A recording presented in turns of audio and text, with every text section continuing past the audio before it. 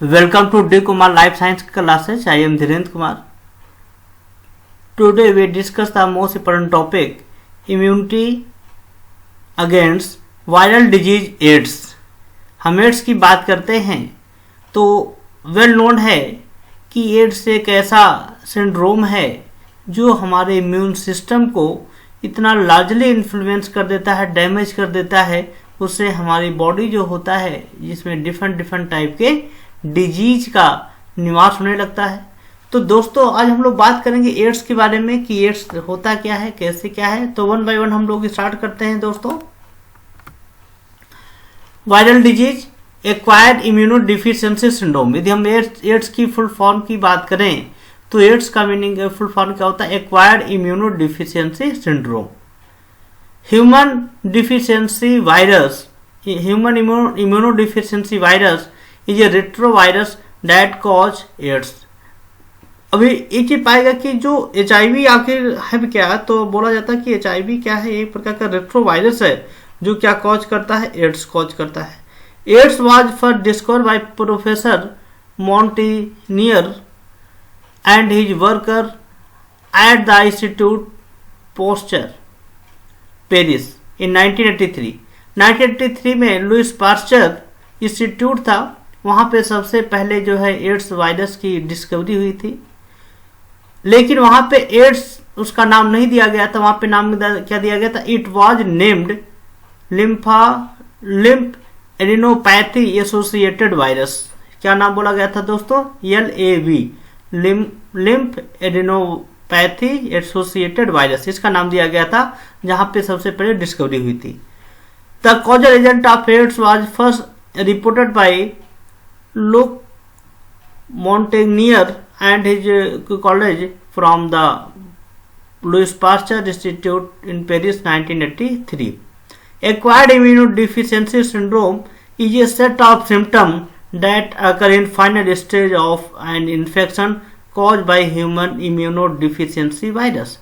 देखा जाए दोस्तों आखिर में एड्स है क्या रियल में? तो एड्स को क्या बोला था? It is a set of symptom जो फाइनल स्टेज, जब HIV का जो इन्फेक्शन होने पे फाइनल स्टेज में क्या होता है, ये सभी वाइड रेंज के सिम्टम क्या होते हैं उसके बॉडी पे डेवलप होने लगते हैं। जैसे जुकाम, बुखार, खांसी से लेकर के बॉडी पे दाने हो जाना, बालों का गिरना, मतलब देखा जाए wide range of symptom generated in the final stage of an infection of HIV। तो that is known as AIDS. AIDS is first notice in USA among homosexual in 1981। इसको रिपोर्ट जो सबसे पहले किया गया है 1981 में किया गया था होमोसेक्सुअल एमंग एक्टिविटीज के थ्रू। Robert Gallo and his associate at the National Cancer Institute USA discovered the first human retrovirus. ये रेट्रोवायरस कहाँ से आइडेंटिफाई किया गया था? होमोसेक्सुअल एक्टिविटीज से। They identify the human T cell lymphotropic virus type 1। इसको बोला गया क्या? They identify the human T cell lymphotropic virus type 1। The AIDS infection were detected in India for the first time in Chennai, Tamil Nadu in 1986। India में सबसे पहले ads का infection जो identify किया गया था 1986 में किया गया था। The virus of AIDS was officially name human immunodeficiency virus in 1986 by the international committee of viral nomenclature. देखा जाए दोस्तों, international committee of viral nomenclature आपका होता है जो किसी भी वायरस के नॉमेनक्लेचर को क्या करता है? आइडेंटिफाई करके उसका पुट करता है। डिफरेंट इंस्टीट्यूट, डिफरेंट साइंटिस्ट लोगों ने डिफरेंट नाम दिया था, लेकिन फाइनली जो है 1986 में ये डिसाइड किया गया कि एड्स जो जिससे होता है उसको बोल दिया गया ह्यूमन इम्यूनोडिफिशियंसी वायरस, इसके थ्रू होता है। तो HIV क्या होते हैं? HIV एक प्रकार के क्या होते हैं? लेंटिवायरस, एक सब फैमिली होता है, एक फैमिली होता है लेंटिविरिडिया इन फैमिली रेट्रोवायरस। रेट्रोवायरस की एक फैमिली होती है, उस ये जो HIV होता है इसी में क्या करता है, बिलोंग करता है। इसका मतलब क्या है, HIV दोस्तों किस में बिलोंग करता है, तो हम लोग क्या बोलेंगे, HIV बिलोंग टू रेट्रोवायरस। अब बात करते हैं, in this family include the virus known as. अब इंपॉर्टेंट जो होता है, जो रेट्रोवायरस के जितने भी आपके वायरस के जितने भी फैमिली में जितने भी आते हैं, रेट्रोवायरस फैमिली के जितने भी वायरस आते हैं, इनका क्या इफेक्ट होता है बॉडी पे। सबसे पहला होता है पुअर होस्ट इम्यून रिस्पॉन्स। यदि रेट्रोवायरस, कोई भी रेट्रोवायरस यदि हमारे बॉडी पे इन्वेड करेगा तो हमारे जो बॉडी के इम्यून सिस्टम को यूज कर देगा। Latency, persistence, infection of central nervous system. तो देखा जाए दोस्तों, आपका यदि इम्यून सिस्टम यदि वीक हो गया तो सोचिए कि आपके सभी आपके सिस्टम क्या हो जाएंगे, बढ़ जाएंगे। न्यूरॉन्स को भी, नर्वस सिस्टम को भी क्या करेगा, इफेक्ट करता है। HIV are involve RNA virus process and RNA dependent DNA polymerase called reverse transcriptase. HIV का जो RNA मॉलिक्यूल होता है, मेनली RNA मॉलिक्यूल, तो इनकी जो प्रोसेसिंग होती है रिवर्स ट्रांसक्रिप्टेज एंजाइम की होती है। HIV जो होते हैं स्पाइरल इन्वॉल्व वायरस होते हैं, इनको हम लोग मेजर, इनका डायमीटर जो मेजर किया गया है 120 nanometer. It has a unique 3 layer structure. हम यदि HIV की बात करते हैं, जैसे हमने स्ट्रक्चर को वहां पे फाइंड आउट किया था, भी हम बताएंगे उसमें। तो HIV का जो स्ट्रक्चर होता है 3 लेयर स्ट्रक्चर होते हैं। पहला होता है the inner most genome layer होता है, दूसरा होता है middle cone shape nucleo capsid होते हैं, और आउटर मेम्ब्रेन कहते हैं ग्लाइकोप्रोटीन सराउंडेड बाय लिपोप्रोटीन। तो देखा जाए इसका हम स्ट्रक्चर की बात करते हैं, इसके आपके 3 मेन स्ट्रक्चर होते हैं। ऊपर का स्ट्रक्चर क्या हो गया, ग्लाइकोप्रोटीन। इसके बाद मिडिल लेयर क्या होगा, कोन शेप न्यूक्लियो कैप्सिड, और लास्ट जो इनर क्या होता है वहां पे जीनोम लेयर होते हैं। तो इसको हम यहाँ पे पॉइंट आउट करें। देखिए दोस्तों, यहाँ पे स्ट्रक्चर है, ये देखा जाए उसका सिंपल स्ट्रक्चर होता है। ये देखा जाए आपका वायरस क्या है, आपका सराउंडेड है। ये देखा जाए आपका RNA 2 RNA मॉलिक्यूल आपके वायरस में होते हैं। ये रिवर्स ट्रांसक्रिप्टेज एंजाइम आपका होता है, ये इंपॉर्टेंट चीज आपका होता है। यहाँ पे हमें पॉइंट आउट करें, आपके RNA मॉलिक्यूल आपके होते हैं, यहाँ पे RNA मॉलिक्यूल आपका है, ठीक। यहाँ पे ये लेयर की बात करें, ये आपका प्रोटीन लेयर होता है। इसके ऊपर की जो लेयर होती है आपका इन्वॉल्व लेयर आपकी होती है, ये आपकी क्या है, मेम्ब्रेन लिपिड। तो देखा जाए इनका क्या है, ये सिंपल आपके क्या है, आपके स्ट्रक्चर आपके हैं, ठीक। HIV genome is most complex of human retrovirus. जो HIV जीनोम होता है बहुत ही कॉम्प्लेक्स होता है। The genome is diploid and consist of 2 identical copy of single standard positive sense RNA genome. मतलब क्या होता है, इनमें देखा जाए 2 सिंगल स्टैंडर्ड, एक सिंगल स्टैंडर्ड मॉलिक्यूल है, एक दूसरे की क्या है, कॉपी है, एग्जैक्ट कॉपी है, ठीक है। तो नाते क्या होते हैं, दोनों एक दूसरे से बाइंड नहीं होते, क्या है, ये दोनों एग्जैक्ट आपकी कॉपी होते हैं। ये आपके मेम्ब्रेन लिपिड है, देखा जाए पे क्या होगा, लिपिड आपके पाए जा रहे हैं, मेम्ब्रेन आपके है ये लिपिड के। तो देखा जाए this is the simple structure of the AIDS virus, या बोल सकते हैं HIV। न्यूक्लियोकैप्सिड की बात करते हैं। The viral genome is surrounded by A nucleocapsid consist of protein. These enzyme reverse transcriptase, integrase and protease are located in the nucleocapsid। Nucleocapsid में देखा जाए दोस्तों 3 आपके एंजाइम होते हैं, reverse transcriptase, integrase, protease.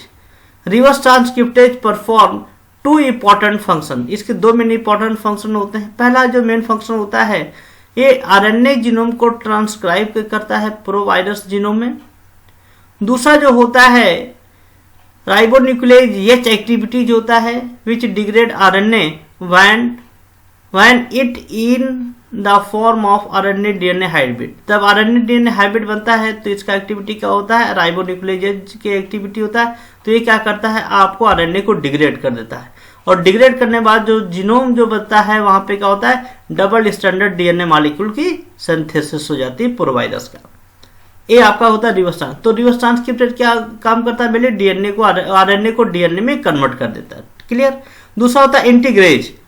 Integrase एक बहुत इंपॉर्टेंट एंजाइम होता है जो आपके डीएनए को होस्ट जीनोम के साथ इंटीग्रेट करने में हेल्प करता है, जोड़ने में हेल्प करता है। मतलब क्या है कि इंटीग्रेट जो एंजाइम होता है, जो होस्ट का जीनोम, जैसे होस्ट का जो डीएनए है और जो वायरस का जो डीएनए आपका रिवर्स ट्रांसक्रिप्टेज के थ्रू बना, उसको क्या करता है, इंटीग्रेट जोड़ने में हेल्प करता है। और प्रोटीएज जो होता है, प्रोटीएज एक ऐसा एंजाइम होता है जो आपके प्रीकॉर्सर माने पॉलीपेप्टाइड को स्प्लिट कर देता है और फंक्शनल वायरल पेप्टाइड बना देता है। माने प्रोटीन को स्प्लिट करके अलग अलग करने के बाद क्या करता है, वो जो वायरस का पॉलीपेप्टाइड होता है उसको बना देता है। तो ये काम कौन करता है, आपका प्रोटीएज। तो प्रोटीएज क्या होते हैं, अनदर एंजाइम होते हैं which split precursor polypeptide into functional viral polypeptide. माने जो प्रिकर्सर जो पॉलीपेप्टाइड है उसको क्या करेगा, कन्वर्ट कर देगा किस पे, फंक्शनल वायरल पॉलीपेप्टाइड में, जिससे क्या होता है, वायरस की कैप्सिड बन जाती है। अब एचआईवी इन्फेक्शन एंड रेप्लिकेशन कैसे होता है, तो ये इंपॉर्टेंट स्ट्रक्चर है बच्चों, इसको बहुत ध्यान से देखिएगा। ये आपका रेट्रोवायरस हो गया। ये रेट्रोवायरस का आरएनए जब आपका ह्यूमन एनिमल बॉडी से सरफेस पे अटैच होता है तो क्या होता है, उसका देखा जाए आरएनए मॉलिक्यूल अंदर चला गया। यहाँ पे जो होता है, यहाँ पे रिवर्स ट्रांसक्रिप्शन एंजाइम क्या करता है, आपका डीएनए आरएनए को डीएनए में कन्वर्ट करता है और यही डीएनए क्या होता है, आपके होस्ट में चला जाता है। ये देखा जाए यहाँ पे जीनोम के होस्ट के अंदर चला गया, होस्ट के अंदर चला जाता है तो यहीं पे क्या होता है, न्यू वायरस की क्या होती है, सिंथेसिस होती है और यहाँ पे new viral RNA is produce by the infected cell. मतलब यहाँ पे आरएनए बनने के बाद क्या होता है, आपके साइटोप्लाज्म में आ गया। साइटोप्लाज्म में आता है तो यहाँ पे देखते हैं हम लोग न्यू वायरस यहाँ पे प्रोसेस हो जाता है, न्यू वायरस बन जाते हैं। देखा जाए न्यू वायरस बन के तैयार हो गए और यही न्यू वायरस क्या होते हैं, दूसरे अनदर हेल्दी सेल को क्या करते हैं, इन्फेक्ट करते हैं। तो देखा जाए बहुत इंपॉर्टेंट चीज आपको होता है कि कैसे आपका रिप्लिकेशन होता है और कैसे इन्फेक्शन होता है रेट्रोवायरस का, ये बहुत इंपॉर्टेंट आपकी स्ट्रक्चर है। AIDS occur when the virus has destroy the immune system. अब एड्स कब आपको हो जाता है, सिंड्रोम कब हो जाता है, जब आपका वायरस आपके इम्यून सिस्टम को डिस्ट्रॉय कर देता है। People who are infected with HIV are referred to as HIV positive. यदि कोई भी ह्यूमन इन्फेक्ट हो जाता है एचआईवी से तो क्या होता है, एचआईवी पॉजिटिव हो जाता है। HIV infection and replication, HIV infection and replication only infect WBC. देखा जाए दोस्तों, जो एचआईवी का इन्फेक्शन रेप्लिकेशन होता है, इसका एचआईवी का सबसे पहला इफेक्ट किस पे होता है दोस्तों, डब्ल्यूबीसी पे होता है, which have a specific receptor protein on their surface called CD4 and is found on lymphocyte called T helper cell and certain other cell like dendritic cell and macrophage. तो देखा जाए दोस्तों, एचआईवी जब आपकी body में inter होता है तो सबसे पहले इन्फेक्ट किसको करता है, आपके डब्ल्यूबीसी को। ठीक है, क्यों करता है, क्योंकि उसके सरफेस पे क्या होते हैं, प्रोटीन का रिसेप्टर आपके होते हैं, वो प्रोटीन के रिसेप्टर को क्या करता है, उसको ब्लॉक कर देना चाहता है। तो CD4 receptor normally involve in antigen recognisation. जो CD4 जो होता है ये क्या करता है, आपके रिकॉग्नाइज करता है एंटीजन को। लेकिन दोस्तों यहाँ पे एचआईवी ने क्या किया, उसको इन्फेक्ट कर दिया, मतलब उसको हाईजैक कर लिया। जो आपके डब्ल्यूबीसी का जो फंक्शन होता है, CD4 जो रिकॉग्नाइज करता है एंटीजन को, तो उसको दोस्तों क्या करता है, हाईजैक कर लेता है। और हाईजैक कर लिया तो आप सोचिए कि जो आपकी CD4 की एक्टिविटी है क्या हो पाएगा, नहीं हो पाएगा। तो एचआईवी बाइंड कर लेगा किसे, CD4 रिसेप्टर से ऑन द सेल सरफेस। जो CD4 का जो रिसेप्टर है उसे बाइंड कर लेगा कौन, एचआईवी। ठीक, तो ये बहुत इंपॉर्टेंट होता है। इसका बात करते हैं, the nucleocapsid containing RNA and reverse transcriptase is insert into the cell. जो रिवर्स ट्रांसक्रिप्टेज जो कैप्सिड आरएनए जो होता है वो क्या करता है, होस्ट सेल में इंसर्ट कर देता है। और वहीं होस्ट सेल में क्या होता है, कॉम्प्लीमेंट्री डीएनए की सिंथेसिस होती है। Complementary single stranded DNA molecule are made using the RNA as a template. वहां पे आरएनए मॉलिक्यूल जो होता है डीएनए में कन्वर्ट हो जाएगा। और उसके बाद जो होगा cDNA हाइब्रिड जो होता है वो डबल स्टैंडर्ड डीएनए में क्या होता है, कन्वर्ट हो जाता है, क्योंकि आरएनए को डिग्रेड किया जाता है। जब वायरल डीएनए आपका होस्ट सेल के अंदर प्रिपेयर हो गया तो क्या कर देता है, आपके होस्ट के जीनोम के साथ इंटीग्रेट कर लेता है, उसके साथ जुड़ जाता है, उसके साथ बाइंड हो जाता है। और वहां पे क्या होता है, आरएनए और प्रोटीन की क्या होती है, सिंथेसिस होकर के न्यू पार्टिकल बन जाता है। और वही न्यू पार्टिकल एचआईवी जो होता है आपके दूसरे अनदर सेल को क्या करता है, आपको इन्फेक्ट करता है। ठीक है, तो ये क्या होता है, जो आपको सेल में डिस्ट्रक्चर हो गया तो दूसरा जो वायरस होगा वो नए हेल्दी सेल को क्या करेगा, इन्फेक्ट करना चालू कर देगा। तो ये बहुत इंपॉर्टेंट होता है। अब कैसे ट्रांसमिट होता है एचआईवी, कैसे ट्रांसमिट होता है, तो एचआईवी जो ट्रांसमिशन की बात करते हैं, virus of AIDS is transmitted by blood और एंड सीमेन, ब्लड या सीमेन के थ्रू क्या होता है, ट्रांसमिट होता है। अब इंपॉर्टेंट कौन कौन से रूट होते हैं, तो पहला आपका रूट होता है ट्रांसफ्यूजन ऑफ इन्फेक्टेड ब्लड या ब्लड प्रोडक्ट, जो भी आपका ब्लड है या ब्लड के प्रोडक्ट है यदि वो इन्फेक्टेड है, यदि ट्रांसफर आपको किया जाएगा तो आपको एड्स हो जाएगा। Use of contaminated needle and syringe, यदि कोई भी कंटामिनेटेड पर्सन है, यदि उसको ड्रग वैक्सीन दिया गया है और उसी सिरिंज से आपको भी यदि यूज किया जा रहा है, नीडल यूज किया जा रहा है, तो कहीं ना कहीं आपको भी एड्स हो जाएगा। यूज ऑफ कंटामिनेटेड रेजर, यदि हम कंटामिनेटेड रेजर को यूज कर रहे हैं उससे भी हो जाएगा। सेक्स, चाहे वो जाइनल हो या एनल हो, तो इससे भी क्या होता है, आपको सेक्स फैलता है। ठीक है, यदि कोई कॉन्डोम के विदाउट कोई आपके फिजिकल कांटेक्ट करता है पार्टनर के साथ, तो कहीं ना कहीं उसको एड्स होने का चांस है। From infected mother to child through placenta, यदि कोई मदर इन्फेक्टेड है तो मैक्सिमम चांस है कि बच्चे को भी हो जाएगा। आर्टिफिशियल इंसेमिनेशन, जैसे एग्जाम्पल देखा जा रहा है कि आर्टिफिशियल इंसेमिनेशन पूरे वर्ल्ड में अभी स्टार्ट होने जा रहा है, तो कहीं ना कहीं क्या होगा, यदि वो आपका इन्फेक्टेड पर्सन का है तो कहीं ना कहीं क्या होगा, आपको भी हो जाएगा। आर्गन ट्रांसप्लांटेशन, यदि हम आर्गन को ट्रांसप्लांट कर रहे हैं यदि इन्फेक्टेड पर्सन का नॉर्मल पर्सन में, तो नॉर्मल पर्सन को भी क्या हो जाएगा, एड्स हो जाएगा। ठीक है, from mother to child, mother to child में भी क्या होता है, जैसे आपके बहुत से पार्ट होते हैं, जैसे प्रेगनेंसी हो, ड्यूरिंग बर्थ हो या ब्रेस्ट मिल्क हो, यदि मदर दे रही है इन्फेक्टेड मदर, तो कहीं ना कहीं बच्चे को चांस है होने का। तो ये बहुत इंपॉर्टेंट। ट्रीटमेंट कैसे करते हैं, अभी तक देखा जाए एड्स का कोई ऐसा ट्रीटमेंट नहीं हुआ because of wide range of symptom, लेकिन कुछ ड्रग जो है आपके एड्स पेशेंट को दिया जाता है, जैसे जाइडोविरिडीन, जिसको AZT भी बोला जाता है, एजोथाइमिडीन। ठीक है, एजाइडोथाइमिडीन, ये आपका फर्स्ट ड्रग यूज किया जाता है किसके लिए, आपके एड्स के ट्रीटमेंट के लिए, लेकिन कोई सक्सेस इसका ट्रीटमेंट आपका नहीं है। अनदर ड्रग जो दिया जाता है जिसको हम लोग क्या बोलते हैं, DDI। ठीक है, डाई डीऑक्सी इनोसिन, ये आपका ड्रग होता है। डाई डीऑक्सी एडनोसिन, ये आपका अनदर ड्रग होता है जो आपके एड्स के लिए दिया जाता है। कोई ऐसे वैक्सीन अभी तक इसके लिए डेवलप नहीं हो पाए हैं। तो देखा जाए दोस्तों, कोई ऐसा सर्टेन कोई क्योर इसका नहीं है, बस इसका दोस्तों क्या करना, सिर्फ प्रिकॉशन ही है जिसके द्वारा ट्रांसमिट होता है। वो सभी प्रिकॉशन को आप कंट्रोल करें, रोके तो आपको नहीं होगा। ठीक, कोई वैक्सीन नहीं डेवलप हुआ है अभी तक इसके एड्स के लिए। अब इसमें बात करते हैं दोस्तों, होस्ट इम्यूनिटी की बात करते हैं। Virus is characterise by development of both cell mediated and humoral immunity against HIV related protein. तो देखा जाए इसमें क्या होता है दोस्तों, HIV के रिलेटेड जो प्रोटीन है उनके लिए क्या होना, आपके इम्यून सिस्टम क्या करना, डेवलप करना। HIV कैरेक्टरिस्टिक की बात करते हैं, इसमें सेल मेडिएटेड इम्यूनिटी की बात करते हैं। Cellular immunity is characterise by the development of cellular response produced against HIV protein. Suppression of the cell-mediated T-cell immunity is most profound consequence of HIV infection. तो देखा जाए दोस्तों, इसमें इंपॉर्टेंट चीज आपका होता है कि सेल मेडिएटेड इम्यूनिटी जो होता है, जो HIV प्रोटीन के अगेंस्ट आपका वर्क करता है, लेकिन इसमें इंपॉर्टेंट चीज होता है जो आपके CD4 helper T cell monocyte macrophage are important component of cell mediated immunity. Cell mediated immunity का जो मेन कंपोनेंट होता है CD4 हो गए, मोनोसाइट मैक्रोफेज होते हैं।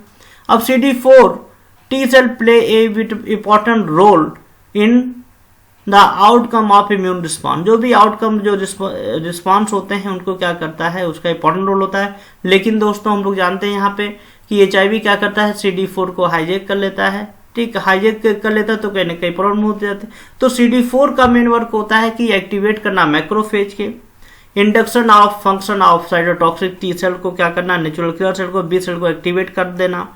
ये वैरायटी ऑफ सॉल्वेबल प्रोटीन को क्या करना, एक्टिवेट करना, जिससे क्या हो जाए, एंटीजन से बाइंड करके समाप्त कर दे। तो HIV bind directly to the CD4 receptor of the T helper cell resulting in gradual depletion of the T cell population. लेकिन दोस्तों क्या होता है, HIV बाइंड कर लेता है T सेल रिसेप्टर से और उसको डिस्ट्रॉय कर देता है, जिस कारण क्या होता है, आपकी इम्यूनिटी वीक होने लगती है। द डिफिशियंसी और reduction of CD4 lead to depression of cellular immune response and impairment of humoral response. तो देखा जाए दोस्तों, यदि आपका कहीं ना कहीं डिफिशियंसी हो जाता है, रिडक्शन हो जाता है CD4 टी सेल का, तो वहां पे कम वर्क करने लगता है कौन, ह्यूमरल इम्यूनिटी। ह्यूमरल इम्यूनिटी क्या होता है, एक प्रकार का डेवलपमेंट आपका होता है, जो एंटीबॉडी आपके प्रोड्यूस होते हैं आपके रेट्रोवायरस के, आपके वेरियस प्रोटीन के, जो आपके HIV द्वारा इन्फेक्टेड होता है। तो ह्यूमरल इम्यूनिटी, यदि आपका सेल मेडिएटेड इम्यूनिटी रिस्पॉन्स नहीं कर रही है तो ह्यूमरल इम्यूनिटी क्या होता है, उसके अगेंस्ट वर्क करता है। ठीक है, कैसे एंटीबॉडी क्या करता है, न्यूट्रलाइज डेवलपमेंट ऑफ। अब इसमें इंपॉर्टेंट जो आपका होता है, humoral immunity is characterise by the development of neutralise antibody produce against P24, GP120, GP41 and various protein in most of the individual infected with HIV। यदि HIV के साथ कोई इन्फेक्टेड है तो उसमें क्या करता है, न्यूट्रलाइज एंटीबॉडी क्या होता है वहां पे प्रोड्यूस होता है उसके अगेंस्ट। तो ये देखा जाए होस्ट इम्यूनिटी आपके दोस्तों ये चीज होती है। लेकिन हमने अभी डिस्कस किया, यदि आपका HIV फाइनल स्टेज पे है तो कहीं ना कहीं हमारा इम्यून सिस्टम काफी वीक हो जाता है दोस्तों। थैंक यू दोस्तों, ऑल द बेस्ट। इस PPT इस लेक्चर को बनाने के लिए हमने बहुत से रेफरेंस यूज किए, बहुत से बुक, कुछ आपके नेट की स्टडी मटेरियल और बहुत से बुक हमने यूज किया जो ऊपर मेंशन किया गया है। Thank you. नेक्स्ट वीडियो आपको मैं जल्दी आपको प्रोवाइड करूंगा, डेंगू एंड चिकनगुनिया। तो इस वीडियो को लाइक करें, शेयर करें, लोगों को सब्सक्राइब कराएं और अपने भी करें, और अच्छे से कमेंट लिखें जिससे हम आपको अच्छे अच्छे वीडियो आपको भेज सकते हैं। Thank you, all the best.